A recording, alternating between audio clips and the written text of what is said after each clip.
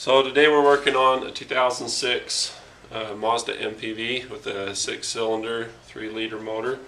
And the funky thing about this little chicken is that it's got a timing chain and it's got serpentine belts on that side, but the water pump is on this side. This is the camshaft that goes through here and drives this pulley, and then the water pump's located down here. So there's nothing that really tensions this other than the way that it's mounted. When it's done or you want to take it out, you just have to pull these two bolts here and here. You can see it's got a little abscess here and then a little recess there. So you want to pull these two bolts. You can see through that they come to the other side. You can see back where my finger is. So you pull these two and then it'll loosen the belt, and then going clockwise from there, this is the other bolt. You can't get to it when the belt's on, so that kind of encourages you to do it in the right order. Now we pulled out the air filter housing and the battery and all of that stuff so that it'd show up well on camera, but you don't necessarily have to do that. But I will say it's a lot easier if you do, because you want to have access to the hose clamp for this hose that goes back behind here, and the access is to go underneath like this. And we're going to pull this hose too here in just a minute, and then we'll have a lot better access. There's just a whole network of just all kinds of black ABS plastic and stuff. The thing that failed on this is the coolant leak, and it's got some ABS plastic cast into this. It's just molded into it, and that's where the leak is it's on this. This dissolves in the kind of antifreeze that they use from the factory, which is stupid because they use a lot of that black plastic. So anyway, we're going to tear into it and show you how to do it. So this we just pull straight out of the assembly, and of course you unplug it too. You don't necessarily have to, but it gives you a little bit more wiggle room if you do. To get the hose for the PCV off of the intake, what we like to do is just unbuckle it from the back side. There's a buckle here. I want to swing around to the right side of that. So you just push back and then down, and this will come off, and then you can just twist it like a hinge door. Next we're going to pull this one. We've drained the antifreeze. The antifreeze drains from where the radiator mounts on the driver's side. It's just a Phillips screwdriver. You just go right through the teeny little access hole. Use a flashlight to see which one. But you just get the screwdriver in there and pull it out. And then what you do, you want to take off up here on the tank. You want to film that. Take the cap off and it'll come. It'll only drain a little bit, and then you pull that cap off and then it'll just really shoot out, make kind of laser noises into your drain pan. So you can see I'm doing the finger trap trick with this, where I pull by that part of the hose. Once you pull this off, it'll help it to drain some more. You hear the drain pan start to get vocal.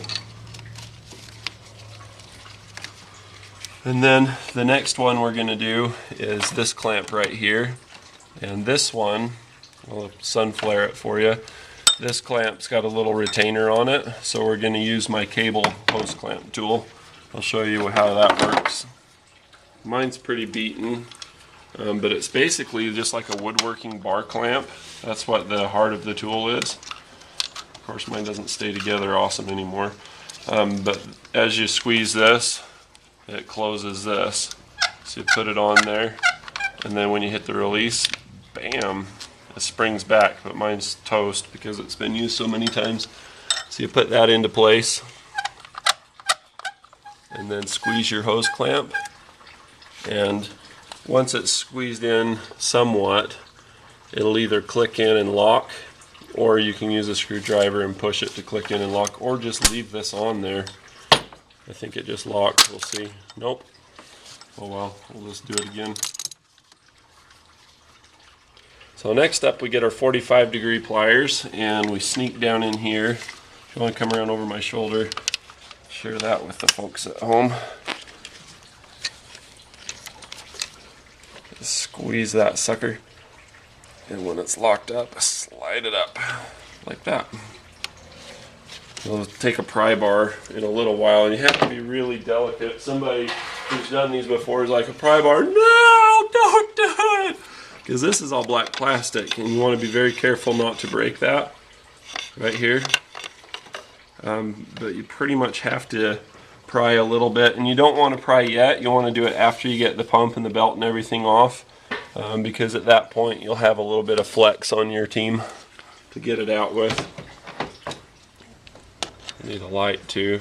Okay, so this is the new water pump, like Brian said before. As you can see, there's 3 bolts here missing, and those are the ones we're going to be taking out of the other one.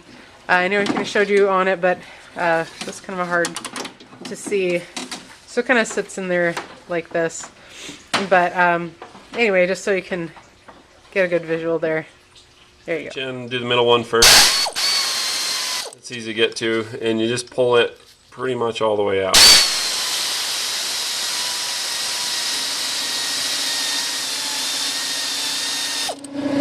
Got it. Okay, so we've got this little plastic clip on here. This is just to help with the assembly process, make sure this thing doesn't fall off, or it's probably required by OSHA so it doesn't snap somebody in the finger with the clamp. I don't know. It just holds it in place, so you can just push it down and get it off. I'm making it look really hard. It's not that bad. I'm just really sleep deprived, so working kind of crappy. All right. Yeah, that got me in the finger. So you can see this one's in the hold position, so you're just going to slide that back. And then the next thing you want to do is take another pry bar. Not a pry bar! Be gentle. And just kind of push it. Same thing, Chinese finger trap style.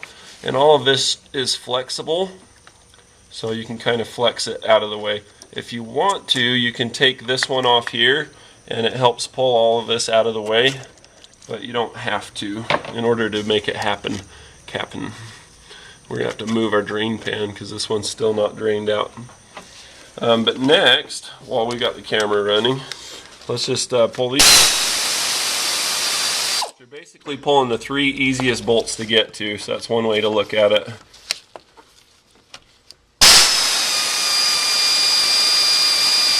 You'll notice that I'm holding the belt back, the flex of the belt with the socket. That's about as far as I dare take that one. It's better to take this one out first because it's not as effective. Just hold it with your thumb. I know I'm blocking the camera, but see, that's what's happening.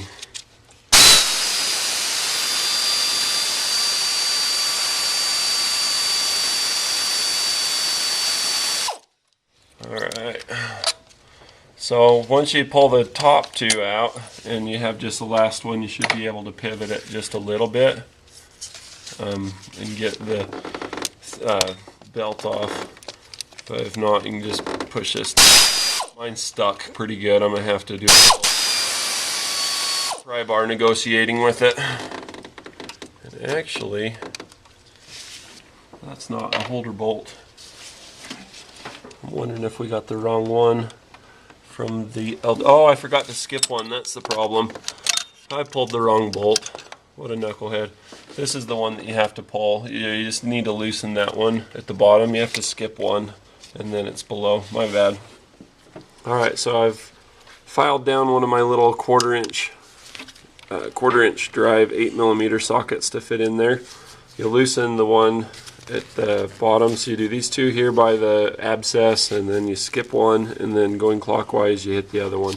Once you've done that, you can move this a little bit, and you should be able to pull on it, support it with your other hand, and pull the belt off.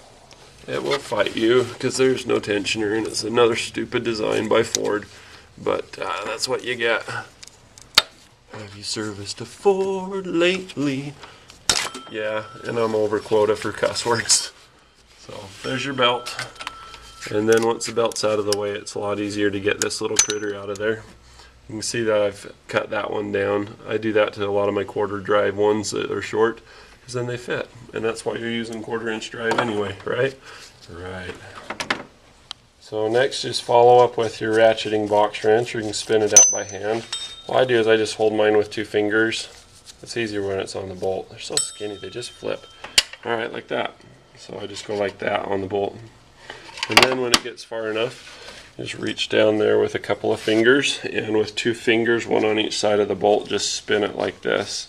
Pull it out. Looking underneath the vehicle, you'll see a large opening here, and that's where your radiator drain cock is. It's just a little Phillips screwdriver, and it goes right in the middle. And I know it's impossible to see, it's impossible to film. Kind of a coincidence. But I'll get that started in there and then show you what it looks like in 3, 2, and dun, dun, dun, dun, dun, dun. That's all it is. So this hose is being a little bit on the fussy side, so I figure we'll fight fire with fire and put somebody that's kind of fussy. It's good. Couldn't resist. So we're prying at the base of this thing, and Spanky's pulling on it with the rope, and that's what got it to go.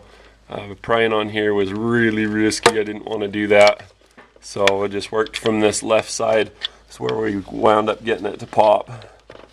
But anyway, there's that hose, and then we got one more hose in the bottom, and once we get this other one off, we'll just twist it until the bottom one gives. Hardest thing is just getting those hoses to break free, that first little initial break, getting them to twist. We used channel locks for most of the rest.